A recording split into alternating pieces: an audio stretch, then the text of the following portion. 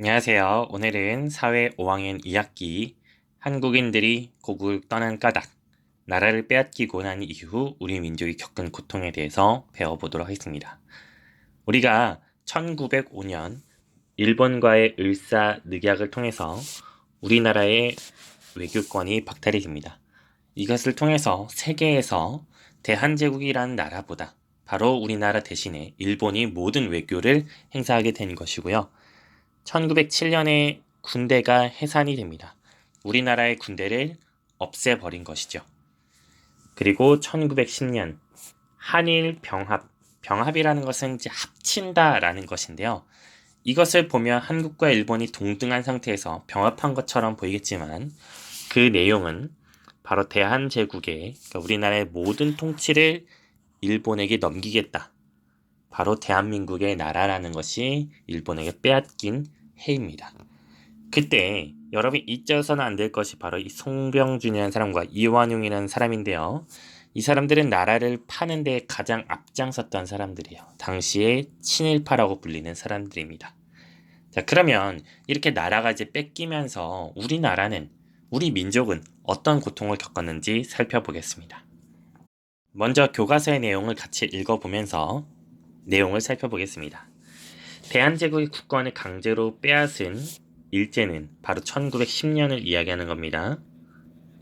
한국인들을 지배하고자 조선총독부라는 통치기구를 만들어요. 이 조선총독부라는 것은 당시 대한제국을 지배하기 위해서, 통치하기 위해서 만든 기구인데요. 대한제국의 모든 것을 자기 마음대로 할 수 있었던 가장 이 식민지배의 앞장섰던 기구입니다. 그리고 군대 안의 경찰인 헌병들에게 경찰의 임무를 주어서 한국인들을 감시하고 독립운동을 탄압하기 시작했어요. 조선총독부는 토지의 소유자를 확인한다는 명분으로 토지조사 사업을 시행했는데 이 사업으로 어떤 농민들은 땅을 잃기도 했다라는 것입니다. 자, 그럼 구체적으로 하나씩 살펴보겠습니다.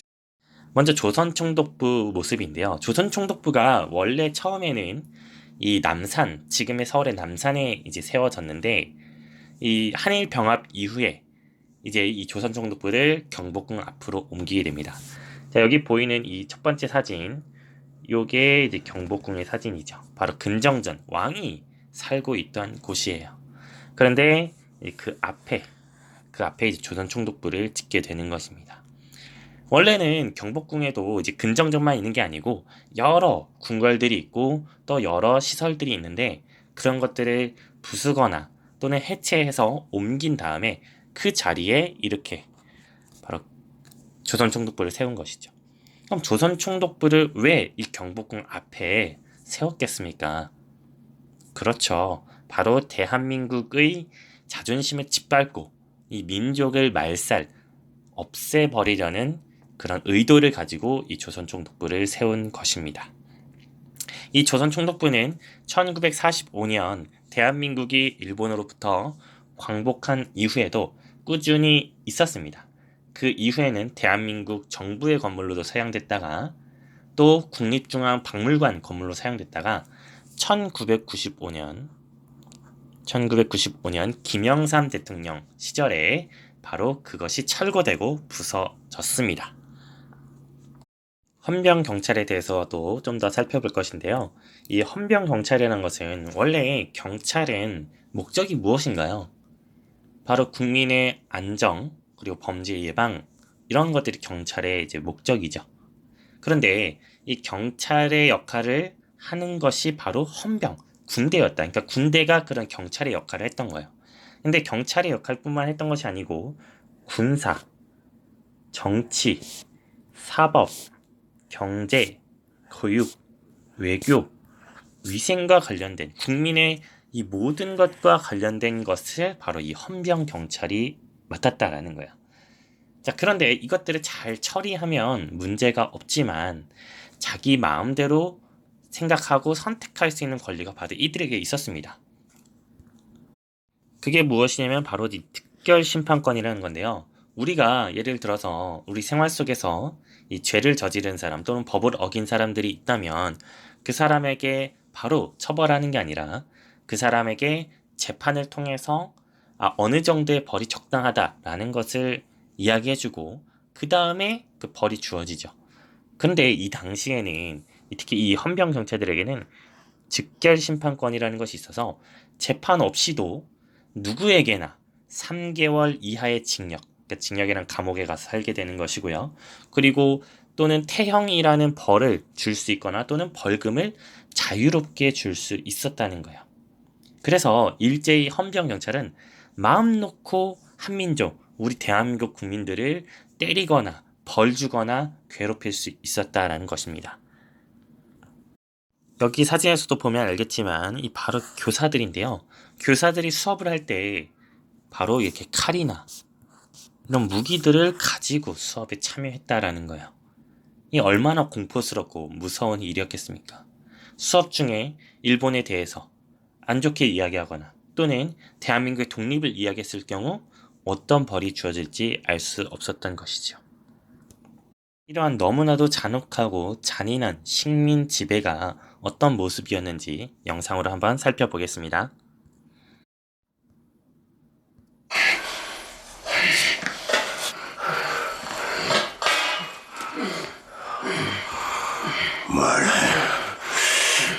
뭘 하니까?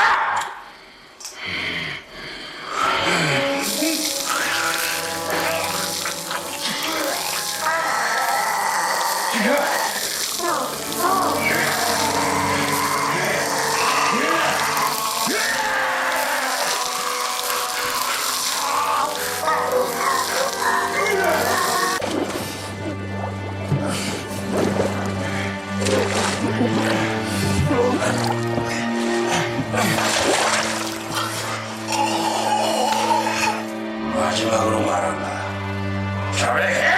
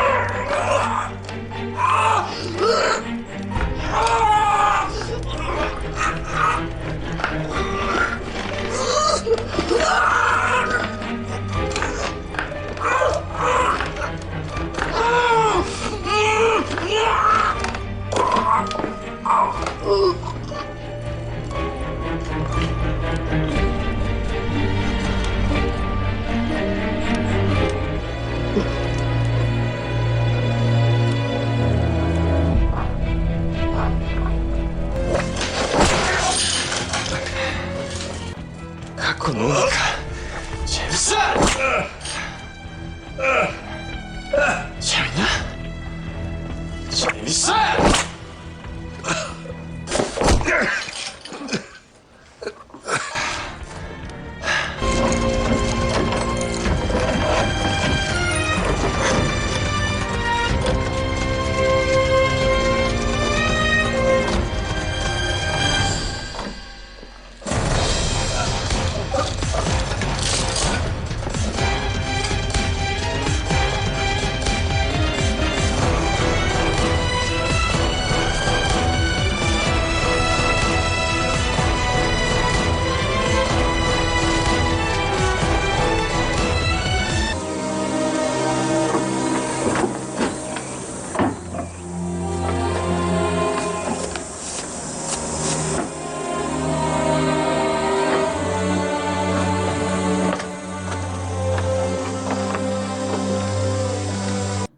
네, 이렇게 잔인하게 이 대한민국 이 사람들을 괴롭히고 벌 주고 죽이기같이 했던 바로 일본의 식민 지배 방식이었던 것입니다. 토지 조사 사업에 대해서도 한번 이야기해 보면요. 조선총독부 당시 일본은 이 대한민국의 토지를 정리한다는 목적으로 토지 조사 사업을 실시합니다. 하지만 이 조사 사업의 실제 목적은 이 대한민국의 땅을 빼앗는 것에 목적이 있었던 것입니다. 그래서 토지를 신고하면 주인으로 인정해 주겠다고 이야기했어요. 그런데 신고 기간이 매우 짧았고 이 절차가 상당히 까다롭고 복잡했던 거예요. 그리고 당시 일본이 했던 것들을 생각했을 때 이 대한제국 사람들, 조선 사람들은 일본에 대한 악한 마음이 있었겠죠. 좋지 않은 마음이 있었던 거예요. 그래서 신고하지 않은 사람도 있었던 것입니다. 그래서 신고하지 않은 땅은 모두 빼앗겨 버리고 조선 총독부가 가져가는데요. 어느 정도의 양이었냐고 하면 그 땅의 크기가 당시 대한민국, 그러니까 지금의 대한민국의 크기의 약 40%를 가져갈 정도로 어마어마한 양을 땅을 빼앗긴 거죠. 그러면 이 빼앗기기 전에는 내 땅에서 내가 농사를 지었는데 그럼 땅을 빼앗긴 다음엔 어떻게 해야 되겠어요? 그렇죠. 다른 사람의 땅에서 일할 수밖에 없게 돼버린 거예요. 그런 사람들을 바로 소작농이라고 합니다. 내 땅에서 일하는 게 아니고 다른 사람의 땅에서 일을 해서 그 땅에서 나는 농산물을 가지고 살아가는 거예요. 근데 내 땅에서 일하면 그 땅에 있는 모든 소산물이 내 것이 되지만 다른 사람의 땅에서 일하면 그 땅에서 일한 만큼 어떤 세금 같은 거를 내야 되겠죠. 사용료를 내야 되겠죠.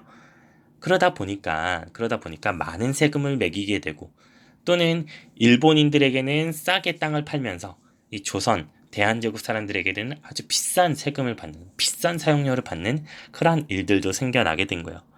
그러다 보니까 점차 우리나라 국민들은 가난해지고 살기가 어려워지게 된 겁니다. 그래서 우리나라에서 더 이상 살기가 힘들어진 것이죠. 이렇게 일제히 탄압과 수탈이라는 것은 빼앗아가는 거예요. 계속되니까 만주와 연해주 등으로 국외로 떠나는 사람들이 계속 늘어났다는 거죠. 그리고 국내 활동이 어려워진 독립운동가들. 그렇죠. 헌병경찰들이 계속 감시하고 따라다니니까 국내에서 독립운동하는 게 어려워진 거예요. 그래서 다른 나라로 건너가서 그 활동을 이어나갔습니다. 그 중에 이 안창호라는 사람은요, 우리나라를 강제로 빼앗기 전부터 한국인들의 실력 양성을 위해서 노력한 사람입니다. 그는 대성학교를 세우고요. 그리고 중국으로 가서 이 신민회 활동을 또한 이어갑니다. 또한 미국으로도 건너가서 이 한국인들의 실력을 양성하는 그런 운동에 앞장서게 됩니다.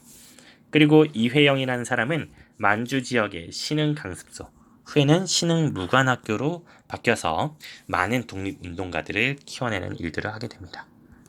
결국 우리나라 사람들은 토지조사 사업으로 땅이 뺏기고 또 일해도 세금으로 뺏기고 계속 가난하게 살게 되고 구걸하게 되고 이렇게 어려운 삶을 계속 살게 된 거예요. 그러다 보니까 지금 여기 화면에서 보는 것처럼 이런 집이 바로 이제 토막집이라고 하는 건데요. 당시 1930년대 서울 인구가 60만 명이었는데 60만 명 중에 10만 명이 이런 토막집에서 살았다고 합니다.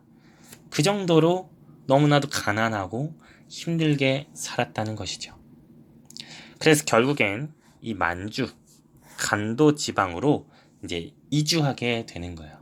그래서 1926년 이 국외, 특히 그 간도 지역에 살고 있던 조선인 가구가 약 5만 3천여 가정이라고 할 정도로 어마어마하게 많이 살고 있었던 것이죠.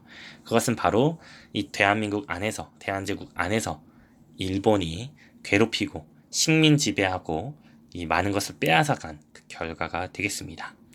자, 오늘은 우리나라 국민들이 우리나라를 떠날 수밖에 없었던 그 이유에 대해 살펴봤고요. 다음 시간에는 3.1 운동에 대해서 배우도록 하겠습니다.